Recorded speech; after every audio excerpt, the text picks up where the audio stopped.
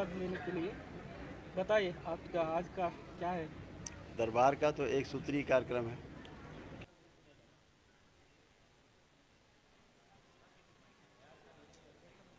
है शौक है,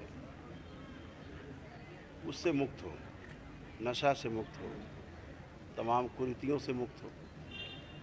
और यह मुक्ति तभी संभव है जब हमारे पूर्वजों की मुक्ति हो जाती है। अगर पूर्वजों की, हमारे एंसेस्टर्स की मुक्ति नहीं होती है और उनकी जो रोगी नकारात्मक स्मृतियां हैं, उनकी मृत्यु के समय के कष्ट की, जब तक वो नष्ट नहीं होती तब तक ये नष्ट नहीं होती। बार बार रिपीट होते रहते हैं। आप एक बार इलाज कराएंगे फिर वही हो जाएगा, दोबारा कराएंगे फिर कैंसर हो जाएगा, दोबारा फिर कैंसर हो जाएगा, फिर कैंसर में मर जाएगा। उससे बचने का उपाय नहीं। कभी नहीं सुना होगा आपने कि कैंसर था और बच गया। वो कैंसर से ही मरेगा। हार्ट पेशेंट है, वो हार्ट अटैक से ही मरेगा। बार बार उसको अटैक होगा। वो स्मृति है जो बार बार काम करती रहती है।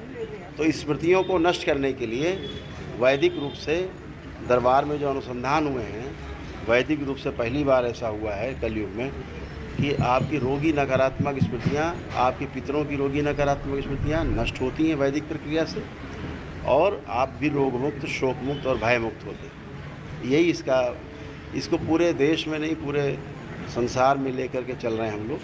विदेशों में भी इसका प्रचार प्रसार चल रहा है। लोग जुड़े हुए हैं विदेशों से भी, देश से भी, तमाम भाग से। तो उसको हम लोग लेकर के चल रहे हैं। उसी का अभियान है कि ये तीसरी बार अभी इधर आने का हुआ। आप दूसरी बार आए थे बेंगलोर में, क्या इसी देवस्थान में दूसरी बार आपको इस देवस्थान में दूसरी बार आए। हाँ। क्योंकि ये बहुत ही पवित्र स्थान है। हनुमान जी का बहुत ही पवित्र सिद्ध स्थान है। इधर तो जो आता है वो अपने आप मस्ती में रहता है। क्या इतना टेक्नोलॉजी होने के बाद आपकी तरह साधु संतों का ये वैदिक धर्म तो परंपरा इलाज करके क्या आपका मन में से टेक्नोलॉजी आई कहाँ से है? किधर से है टेक्नोलॉजी? ये जो टेक्नोलॉजी आज इसको ये विकास कह रहे हैं, आज हमने ये जान लिया, अभी ये जान लिया, अब ये जान गए। सनातन धर्म में तो सारा जान के बैठे हुए हैं, पूरा जान के बैठे। इलाज सभी हाँ, कोई भी जाति धर्म का हो, उससे कोई मतलब नहीं है। जो विधि का पालन करेगा, नियम का पालन करेगा, वो रोग मुक्त और भय मुक्त और शोक मुक्त होगा। अभी आप देखेंगे हवन के बाद यहाँ जितने भी लोग कष्ट में हैं, अभी कष्टों से मुक्त मिलेंगे आपको सारे। अभी लोगों की इतना तंत्र मंत्र में जगह देखने के आपकी तरफ से क्या इधर चलता रहता है होम हवन? देखो, तंत्र मंत्र को बड़ा अलग रूप से लिया गया है। लोगों ने टोना टोटका को तंत्र मंत्र मान लिया। जो टोना टोटका, जादू टोना, झाड़ फूक करते हैं, ये इन लोगों का बहिष्कार होना चाहिए। इन लोगों का समाज में कोई स्थान नहीं है। ये लोगों को बेवकूफ़ बनाते हैं और स्वयं भी बेवकूफ़ हैं।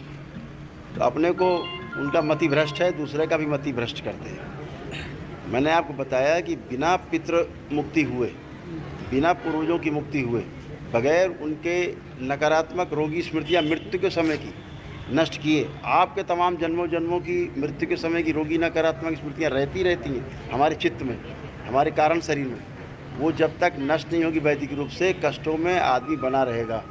इनके हटते ही आदमी कष्टों से मुक्त हो जाता है। बहुत सिंपल है और कोई तरीका नहीं है। झाड़ फूक, टोना टुटका, ये लोगों को बर्बाद करते हैं, कष्ट में लाते हैं और कष्ट बढ़ाते हैं। यहाँ जितने लोग कभी गए होंगे झाड़ फूक टोना टुटका में, उन्हें उस समय लगा होगा हाँ कुछ हुआ, लेकिन उसके बाद और कष्ट में चले गए।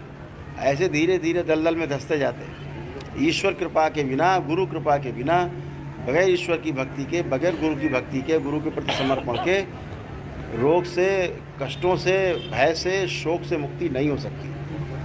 यही तरीका है। क्या बोलना चाहते हैं बेंगलोर वासियों का, आपका, महाभक्त महाशय का और देशवासियों का? सभी के लिए एक ही संदेश है कि अपने पितरों की मुक्ति जरूर कराएं, क्योंकि उनको भी आगे धारा में चलने का मौका मिले। वो जो 84 लाख योनियों का जो हमारा बंधन है, मुक्ति अगर रुक जाती है पूर्वजों की, तो वो फिर दूसरी योनि में चले जाते हैं, नाना प्रकार की योनियों में जाते हैं, फंसे रहते हैं। तो अगर वो 84 लाख योनियों के जन्म मरणों के बंधनों के चक्र में चले जाए, उस मुक्ति की बात हो रही है। यानी प्रेत योनि बोलते हैं उसको। प्रेत योनि का अर्थ ये नहीं कोई भूत प्रेत होता है। प्रेत योनि का अर्थ होता है जैसे प्लेटफॉर्म पे खड़े होकर के आप अपनी ट्रेन का इंतजार कर रहे हैं, तो आपका अपना ट्रेन आया, बैठ गए, चले गए। वो plate just like a platform. प्रेत एक भाव है, कोई व्यक्ति नहीं है कि आपको खा जाएगा। वो एक भाव है।